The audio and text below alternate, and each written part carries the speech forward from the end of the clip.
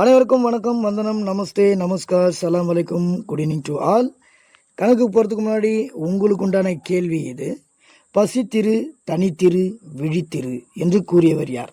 இதற்குண்டான விடை கணக்கினுடைய இறுதியில் நான் சொல்கிறேன். அதுக்கு முன்னாடி நம்ம சேனலை லைக் பண்ணிக்கோங்க, ஷேர் பண்ணிக்கோங்க, மறக்காமல் சப்ஸ்கிரைப் பண்ணிக்கோங்க. வாங்க கணக்குள்ளே போகலாம்.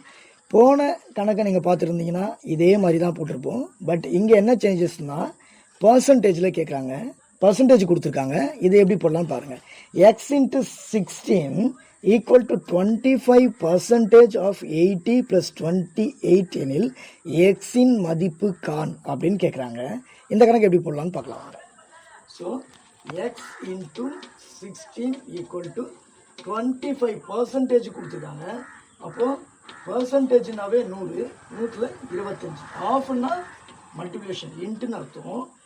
80 + 28. ஸோ எப்படி சால்வ் பண்ணுறது? எக்ஸ் இன்ட்டு 16 ஈக்குவல் டு 1 25 25, 4 25 100, 1 நாள் 4, 2 நாள் 8, இங்கே 0 இருக்குது 20. ஸோ 20 + 28 என்ன வரும்? 48ன்னு இருக்கும். ஸோ எக்ஸை இங்கே வச்சுக்கிட்டு 16 அந்த பக்கம் அனுப்ப என்ன ஆகிடும்? டிவிஷனில் போயிடும். ஸோ 16 ஒரு 16 16, 3 16 40. அப்போ எக்ஸினுடைய வேல்யூ 3 இஸ் த ஆன்சர். புரிஞ்சுதுங்களா? பசித்திரு, தனித்திரு, விழித்திரு என்று கூறியவர் வள்ளலார். நன்றி, வணக்கம்.